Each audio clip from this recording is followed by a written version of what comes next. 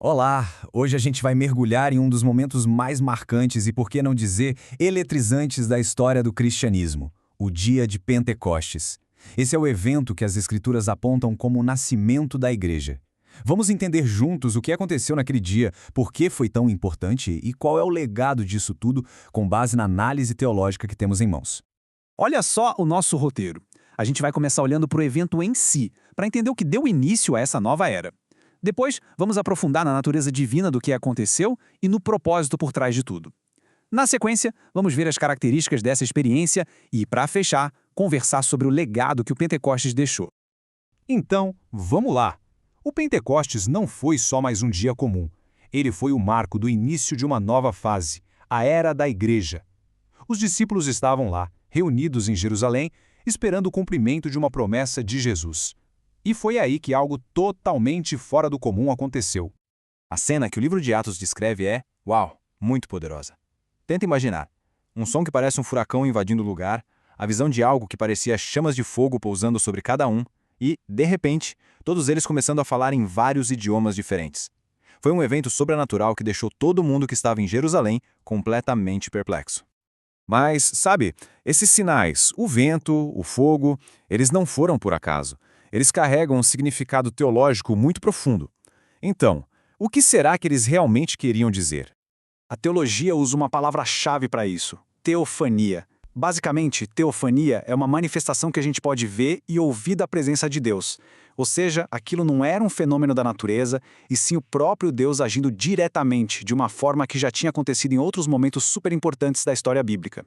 E essa comparação aqui ajuda muito a gente a entender a mudança que estava acontecendo. Lá no Monte Sinai, Deus se manifestou com fogo e som para entregar a lei escrita em pedra. Agora, no Pentecostes, ele se manifesta de novo, com fogo e som, mas dessa vez para escrever a sua palavra no coração das pessoas. É a passagem de um pacto externo para uma transformação interna. Faz todo sentido, né? Logo depois de toda essa agitação, o apóstolo Pedro se levanta e começa a explicar o que estava rolando. E ele conecta tudo a Jesus. Ele mostra que o Pentecostes era, na verdade, o cumprimento de profecias antigas, como a do profeta Joel. Aquele momento estava inaugurando o que a Bíblia chama de últimos dias, colocando Cristo bem no centro de todo o plano de Deus. Bom, isso nos leva a uma pergunta fundamental, tá? Mas por que tudo isso aconteceu? Qual era o objetivo de um evento tão espetacular? A análise teológica que a gente está seguindo aponta para dois propósitos centrais. Basicamente, a ideia era essa. Primeiro, promover uma adoração a Deus que fosse genuína, de verdade. E segundo, dar poder, capacitar a igreja para ser uma testemunha eficaz no mundo. Vamos olhar cada um desses pontos um pouquinho mais de perto. O efeito imediato, a primeira reação, foi adoração. A multidão, que vinha de tudo quanto é canto, ouviu os discípulos falando sobre as maravilhas de Deus, cada um na sua própria língua. Ou seja, a experiência gerou um louvor espontâneo, autêntico. E já o segundo propósito tem tudo a ver com a missão. Lembra que Jesus tinha prometido que os discípulos receberiam poder para serem suas testemunhas? Então o Pentecostes foi exatamente o cumprimento dessa promessa. Foi o que equipou a igreja que estava acabando de nascer com a capacidade divina para levar sua mensagem para todo mundo. Certo, mas como é que a gente pode definir essa experiência de um jeito mais preciso? Vamos analisar agora as características específicas dela, segundo a nossa fonte de estudo. E aqui entra uma pergunta que muita gente faz. O que aconteceu no Pentecostes? É a mesma coisa que a salvação? É o momento em que a pessoa passa a crer? A perspectiva teológica apresentada aqui é bem clara. São coisas distintas. O batismo no Espírito Santo é visto como uma experiência que vem depois da salvação. O argumento principal é que os discípulos já eram seguidores de Jesus. O próprio Cristo já tinha dito que os nomes deles estavam escritos nos céus. Portanto, o Pentecostes não foi para salvá-los, mas sim para dar a eles poder para a missão. Ok, então se é uma experiência diferente, qual é a evidência inicial de que ela aconteceu?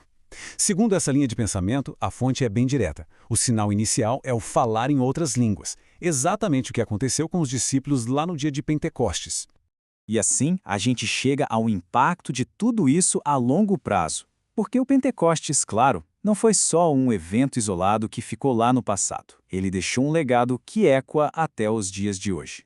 Então, em resumo, o Pentecostes foi o grande ponto de partida. Foi o momento em que a igreja não só nasceu, mas também recebeu o poder de Deus para cumprir sua missão. E essa missão de adorar a Deus e dar testemunho ao mundo, bom, esse é o legado que continua vivo até hoje. E a gente encerra com essa reflexão. Qual é o significado de um evento que aconteceu há 2000 anos para a fé nos dias de hoje? Essa é a grande pergunta que o legado do Pentecostes nos convida a continuar explorando. Obrigado por acompanhar a gente nessa análise.